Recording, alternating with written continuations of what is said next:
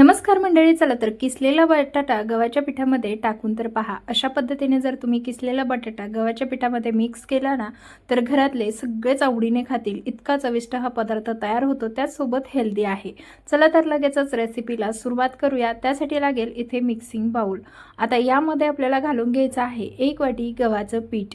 तर इथे आपण मिक्सिंग बाउलमध्ये 1 वाटी गव्हाचं पीठ घालून घेतलं. त्याचबरोबर 2 ते 3 चमचे बारीक रवा घालायचा. तसंच 2 ते 3 चमचे बेसन पीठ घालून घ्यायचं आहे. त्यानंतर आपल्याला हे पीठ जे आहेत ते व्यवस्थित असे मिक्स करून घ्यायचे आहे, कारण आपल्याला एकसारखे हे तिन्हीही व्यवस्थित एकत्रित झाले पाहिजे. त्यानंतर आपल्याला यामध्ये थोडं थोडं पाणी घालून आपल्याला याचं मिश्रण तयार करून घ्यायचं आहे. तर पहा, याची कन्सिस्टन्सी कशी असली पाहिजे हे देखील मी तुम्हाला व्हिडिओमध्ये पुढे दाखवणार आहे. तर इथे ना थोडं थोडं पाणी घालून आपल्याला हे पीठ जे आहे ते भिजवून घ्यायचं आहे, जेणेकरून यामध्ये गाठी गुठळ्या होणार नाहीत. तर अशा पद्धतीने आपण हे थोडं थोडं पाणी घालून मिक्स केलं ना, म्हणजे गव्हाच्या पिठाच्या गाठी तयार होत नाहीत. तर त्यामुळेच आपण इथे अगदी थोडं थोडं पाणी घालून हे पीठ जे आहे ना ते भिजवून घेतोय. सेमच पद्धतीने पहा, थोडं थोडं पाणी घालत अशा स्वरूपाचं हे मिश्रण तयार करून घेतलेलं आहे. तर पिठामध्ये पाण्याचं प्रमाण पाहू शकता. अशा पद्धतीने सैलसर मिश्रण आपल्याला तयार करायचं. 10 मिनिटे आता भिजत घातलेला आहे किंवा ठेवायचं आहे. 10 मिनिटानंतर आपण पाहूया. तर यामध्ये घातलेला रवा छान असा फुलला जातो, त्यामुळे ना पाणी किंवा याचा जो थिकनेस आहे थोडासा घट्ट झालेला आहे, पण आपल्याला हवं तसंच आहे. त्यानंतर इथे पहा, बारीक कट केलेला टमॅटो, बारीक कट केलेला कांदा, तसंच बारीक कट केलेली हिरवी मिरची. आता इथे मिरची तुम्ही तुमच्या आवडीप्रमाणे कमी अधिक करू शकता. त्यानंतर आणखीनच हेल्दी होण्यासाठी इथे मोड आलेली मठ घालून घेतली, ऑप्शनल आहेत. शिमला मिरची भरपूर सारी, कोथिंबीर, तसंच फ्रेश 2 चमचे दही घालायचं. आता फ्रेश 2 चमचे दही आपण या पदार्थामध्ये घातल्यामुळे यासोबत वेगळीशी चटणी करण्याची तुम्हाला अजिबात आवश्यकता नाही. त्यामुळेच आपल्याला यामध्ये फ्रेश 2 ते 3 चमचे दही घालूनच घ्यायचं आहे, जेणेकरून तुम्हाला यासोबत खाण्यासाठी वेगळीची चटणी किंवा दही असं काहीच करण्याची गरज नाही. त्यामुळेच आपण इथे दही घालून घेतलं आणि आता चवीनुसार मीठ यामध्ये घातलेलं आहे आणि सगळं आपल्याला आता फक्त मिक्स करून घ्यायचं आहे. आता आपल्याला यामध्ये बटाटा देखील घालायचा आहे, पण तो सगळ्यात शेवटून घालायचा आहे. ह्या भाज्या घालून झाल्यानंतर एकदा आपल्याला हे पीठ छानसं फेटून घ्यायचं आहे. आता किसलेले बटाट्यासोबत पीठ छान फेटल्या जाणार नाही, त्यामुळे ना तो सगळ्यात शेवटून आपण घालून घेऊया. तर इथे हलकंसं असं पीठ झालेलं आहे. तसंच या पिठाला ना मग छान जाळी पडते आणि पदार्थ अतिशय खुसखुशीत तयार होतो. तर इकडे ना पाण्यात बटाटा आपल्याला शेवटपर्यंत तसाच ठेवायचा आहे, जोपर्यंत आपण तो बटाटा या मिश्रणात घालत नाही तोपर्यंत. त्यामुळे काय होतं, बटाटा जो आहे तो पांढरा शुभ्र राहतो. आता हा किस जो आहे ना तो पहा, अशा पद्धतीने एकदम घट्ट पिळून घेतलेला आहे आणि त्यानंतरच आपल्याला इथे या पिठामध्ये तो टाकून घ्यायचा आहे. सगळ्यात शेवटून आपल्याला बटाटा यामध्ये घालून फक्त आणि फक्त मिक्स करून घ्यायचा आहे. आपल्याला आता इथे ना कुठलीही गोष्ट पाणी घालायचं नाहीये, फक्त आपल्याला जो बटाटा आपण पिळून घेतलाय तो यामध्ये मिक्स करून घेऊया. बटाट्यामुळे या पदार्थाला खरंच खूप जबरदस्त चव येते. तसंच यामध्ये घातलेल्या सर्वच जिन्नसमुळे हा पदार्थ अतिशय हेल्दी आणि टेस्टी आहे. मुलांचे पेपर सुरू आहेत, मुलांच्या टिफिनसाठी काय द्यायचं हा प्रश्न जर तुम्हाला पडत असेल ना, तर बेस्ट ऑप्शन आहे. तुम्ही मुलांसाठी नक्कीच अशा पद्धतीचे म्हणजे हा पदार्थ तुम्ही बनवून देऊ शकता. तर इथे पहा, पॅन गरम व्हायला ठेवलेला आहे. आता पॅनवरती थोडंसं तेल घालून घ्यायचं. सुरुवातीलाच तुम्हाला थोडंसं तेल लागतं, नाहीतर नंतर ना या पदार्थासाठी अजिबात तेल लागत नाही.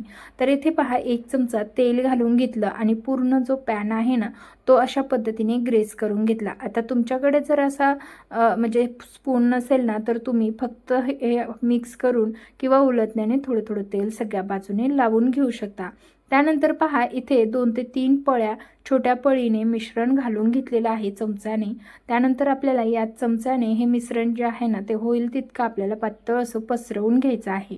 हा पदार्थ आपल्याला खूपच पातळ किंवा खूप जाड न करताना मीडियम असा करायचा आहे, म्हणजे त्याला कुरकुरीतपणाही येईल, तसंच लवचिक हा पदार्थ तयार होतो. त्यामुळेच पहा, अशा पद्धतीने आपण हे मस्त असं पसरवून घेतलेलं आहे. तुमचाही विश्वास बसणार नाही की गव्हाच्या पिठापासून इतका छान आपण उत्तप्पा बनवू शकतो. तर आज आपण बनवलेले आहेत झटपट आणि इन्स्टंट उत्तप्पे. तर आता उत्तप्पा छान शेकला जावा यासाठी यावरती झाकण ठेवायचं आणि 2 मिनिटं मंद गॅसवरची 2 ते 3 मिनिटं शेकवून घ्यायचं आहे. खालच्या साईडने छान असा शेकवला गेला की आपल्याला हा उत्तप्पा पलटवून घ्यायचा आहे। तर पाहू शकता उत्तप्पा बनवायला किती सोपा आहे आणि तेही हेल्दी आणि टेस्टी। तर ते पण आपण बनवलेलं आहे गव्हाच्या पिठापासून, त्यामुळे तो अतिशय हेल्दी आहे। शिवाय ना यामध्ये मोड आलेली मठ घातलेली आहे। तसं तर मठ किंवा कुठलेही जे आपण मोड आणून खातो, भिजवून खातो, यामध्ये भरपूर प्रमाणात प्रोटीन असतं। त्यामुळे तुम्ही आणखीन कुठले जरी भिजवलेले मोड आलेले कडधान्य यामध्ये वापरून तुम्ही असा उत्तप्पा बनवला ना तरी सुद्धा चालणार आहे, किंवा नसतील तर स्किप केलं तरी देखील चालणार आहे। आता पहा, आपल्याला एकसारखा हा उत्तप्पा सगळ्या बाजूने दाबून भाजून घ्यायचा आहे। दोन्ही साईडने छान कलर बदलेपर्यंत किंवा गोल्डन कलर येईस्तोवर आपण भाजून घेऊया। खालच्या साईडने छान भाजला गेलेला आहे, पण या साईडने थोडासा कच्चा आहे। तर आपण ना याला आता पुन्हा एकदा पलटवून छान असं भाजून घेऊया। तर पहा, खालच्या साईडने किती सुंदर अशी जाळी आलेली आहे। यामध्ये कुठेही तुम्हाला खाण्याचा किंवा कुठलाही सोडा वापरण्याची गरज नाही। असा आपण हा पदार्थ बनवलेला आहे आणि खूपच छान झालेला आहे। बटाट्यामुळे खरंच खूप चविष्ट हा पदार्थ लागतो। तर चला, याच पद्धतीने बाकीचे सुद्धा जे आपले उत्तप्पे आहेत ते बनवून घेणार आहोत। आता एवढं पिठाच्या प्रमाणामध्ये तुम्हाला सांगू का, 3 लोक आरामात नाश्ता करतील ना, एवढे यापासून उत्तप्पे तयार होतात। 3 लोकांना बरोबर पुरतात। तर चला, मस्त असे हे उत्तप्पा जो आहे ना तो दुसराही मी याच पद्धतीने टाकून घेणार आहे। तसंच आपल्याला तो भाजून घ्यायचा आहे। तर पहा, 2 ते 3 पळ्या असं मिश्रण घालून घ्यायचं आणि पसरवून घ्यायचं आहे। तर पातळ होईल तितकं आपल्याला हे पसरवायचं आहे। तर अशा पद्धतीने आपण हे पसरवून घेतोय। त्यामुळेच पीठ ना खूप घट्ट भिजवायचं नाही, नाहीतर इथे ना तुमचा हा उत्तप्पा खूपच असा जाड होईल।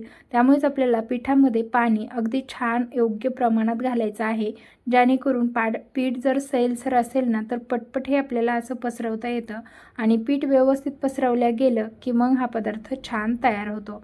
तर पहा, इथे देखील सर्व आपले जे उत्तप्पे आहेत ना ते बनवून तयार झालेले आहे। पाहू शकता, अतिशय सुंदर, लवचिक, मस्त, मऊ, लुसलुशीत तसेच छान असे आपले हे उत्तप्पे तयार झालेले आहेत। तर पाहू शकता, मुलांच्या टिफिनसाठी किंवा घाई गडबडीत नाश्त्याला काय बनवायचं हे सुचत नसेल तर तुम्ही अवघ्या 10 मिनिटामध्ये हा नाश्ता तयार करू शकता आणि खाऊ शकता। अतिशय पौष्टिक, हेल्दी, हलका फुलका हा नाश्ता रेसिपी तुम्हाला कशी वाटली कमेंट करून जरूर कळवा। तशीच रेसिपी जरी आवडली असेल तर व्हिडिओला एक लाईक आणि आपल्या चॅनलला नक्की सबस्क्राईब करा आणि अशाच नवनवीन रेसिपीज पाहण्यासाठी बेल आयकॉनला ऑन करा। तसंच तुम्ही हा व्हिडिओ कुठल्या शहरातून किंवा गावातून बघितलं हे देखील मला कमेंटद्वारे जरूर कळवा, म्हणजे मला तुमचे पर्सनली आभार मानता येतील। चला तर भेटूया अशाच नवीन आणि इंटरेस्टिंग रेसिपीसह। तोपर्यंत धन्यवाद।